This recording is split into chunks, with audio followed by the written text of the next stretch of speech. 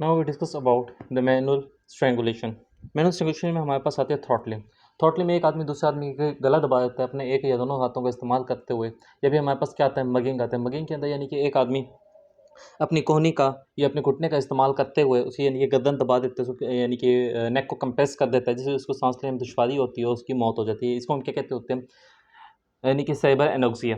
इसके अंदर यानी कि कॉज ऑफ डेथ होती है। इसके बाद हमारे पास आता है कि हम टेंशन को इंक्रीज़ करते हैं उसके गर्दन के ऊपर, तो हमारा जो पैरासिम्पैथेटिक सिस्टम है वो स्ट्रॉन्ग हो जाता है, जिसकी वजह से जो हमारी यानी कि सर्कुलेटरी सिस्टम है वो हमारा इफेक्ट होता है, वो इनहिबिटरी तरफ चला जाता है, जिसका हमारा जो मायोकार्डियल सिस्टम है कॉन्ट्रैक्शन आता है, कंडक्टिविटी आती है, वो भी डिक्रीज़ हो जाती है। इसी तरह अगर हम टेंशन को डिक्रीज़ करेंगे तो हमारे पास जो कार्डियक कंडक्टिविटी है वो इंक्रीज हो जाएगी, और जिस तरह यानी कि जो जो चेंज इसके अंदर टेक प्लेस हुई थी वो उसकी रेसिप्रोकल होंगी। कार्डियक कंडक्टिविटी इंक्रीज हो जाएगी, ब्लड सर्कुलेशन नॉर्मल हो जाएगी, जिससे हम टेंशन को कम करेंगे। फिर इसके बाद हमारे पास एक यानी कि ऑटोप्सी फाइंडिंग है। इसके अंदर हमें दिखाया गया है कि यानी कि एक डेड बॉडी है जिसकी गर्दन के ऊपर यानी कि नाखूनों के निशान है।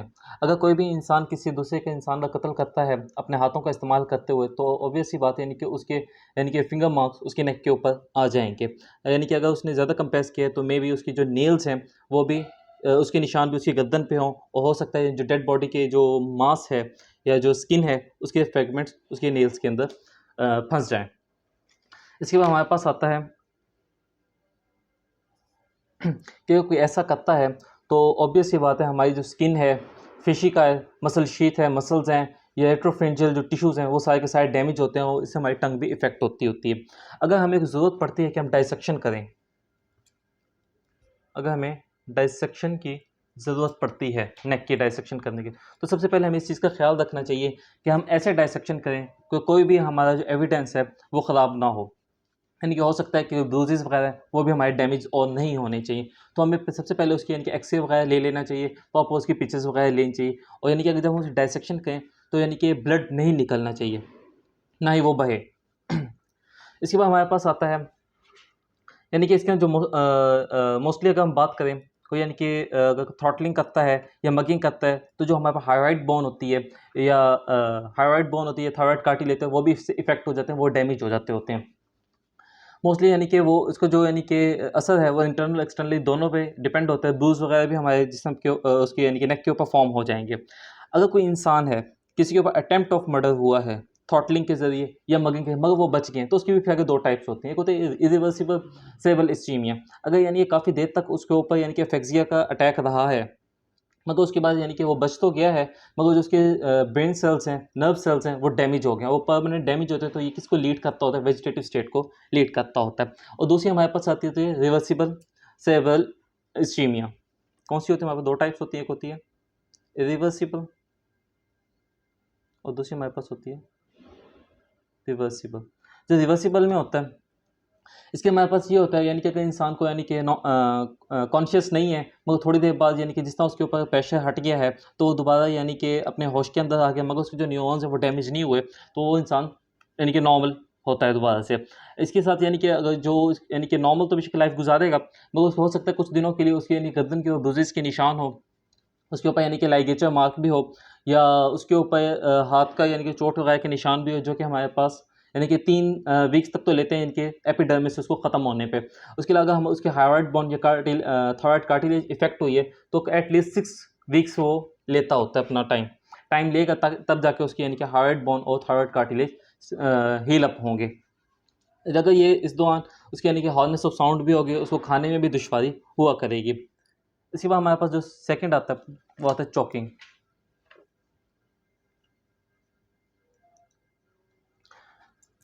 एफेक्सिया की जो प्योरेस्ट फॉर्म है वो हमारे पास किस में आती है? चोकिंग के अंदर आता है। इसके अंदर होता क्या है कि कोई भी यानी चीज़ है वो हमारी सांस की नाली में अटक जाती है, लेरिंग से लेके ट्रेकिया और उसके अलावा प्रॉपर जो हमारे रेस्पिरेटरी ट्रैक इसके अंदर कहीं पे भी वो अटक सकती है, उसकी वजह से डेथ जो हो जाती है उसको हम क्या कहते होते हैं? एफेक्सियल डेथ।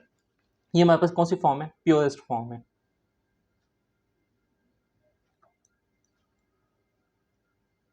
एफेक्सियल डेथ की।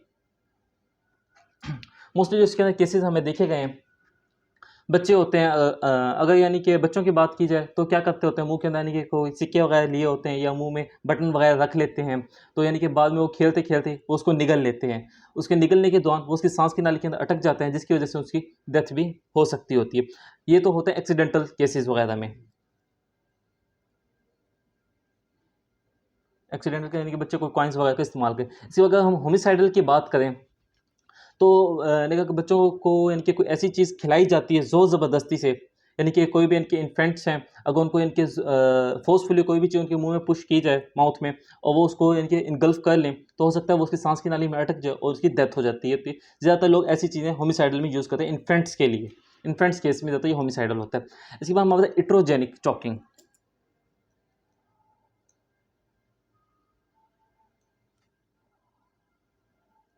इट्रोजेनिक चोकिंग के अंदर यानी कि किसी डॉक्टर की गफलत की वजह से सांस की नाली का बंद हो जाना इट्रोजेनिक में आता होता है। फॉर एग्जांपल कोई डेंटिस्ट है, वो यानी कि दांत निकाल रहा था और जो दांत है वो किसी यानी कि उससे यानी कि मिसहैप हुआ है और वो किसी सांस की नाली के ट्रैके के अंदर लेंस के अंदर जाके फंस गया है और उस वजह से उसको अफेक्सिया होता है।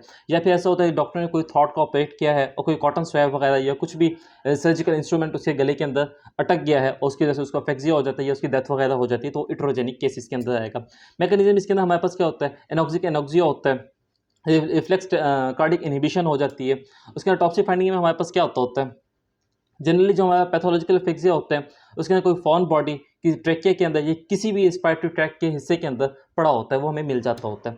इसके बाद हमारे पास एक और टाइप आती है, वो होती है ट्रोमेटिक अफेक्सिया।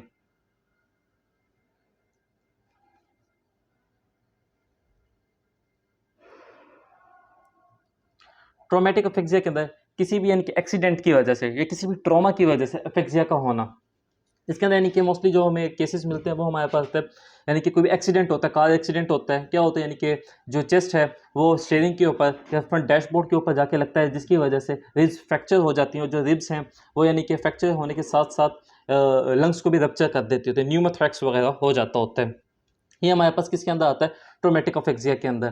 तो उसके जो साइंस है वो हम प्रॉपर्ली यानी कि देख सकते होते हैं, हमें रिब्स फ्रैक्चर भी फील हो जाता है और उसके अलावा जो उसके इंटरकॉस्टल मसल्स हैं उनके ऊपर ब्रूजेस वगैरह होते हैं।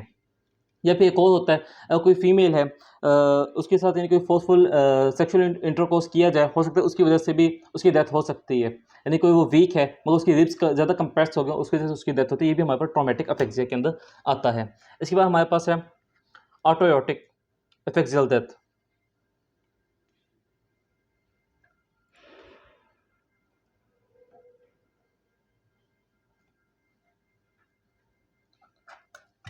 ऑटोयोटिक एफेक्सियल डेथ में हमारे पास जो मोस्टली जो एज है वो 18 टू 15 ईयर्स है और ये मेल्स के अंदर होता है, जो हमें ज़्यादा देखने में मिला है।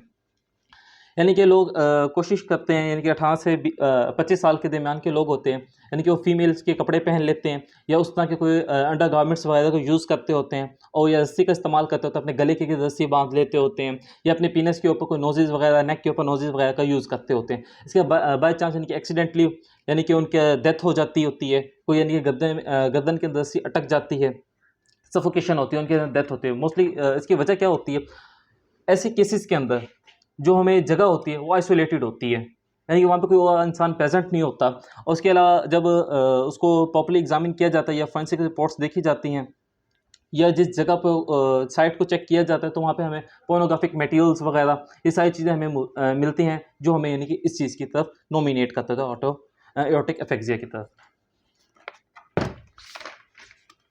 ये हमारा कंप्लीट हो चुका है, मैनुअल स्ट्रैंगुलेशन, ये सारे उसकी इंक्रीज टेंशन, डिक्रीज टेंशन। उसके बाद हमारे पास आता है चोकिंग, इट्रोजेनिक चोकिंग, मैकेनिज्म भी हो गया, टॉक्सिक फाइंडर, ट्रॉमेटिक अफेक्सिया, ट्रॉमेटिक अफेक्सिया के बाद आता है ऑटोयोटिक अफेक्सिया। ये चैप्टर कंप्लीट हो चुका है।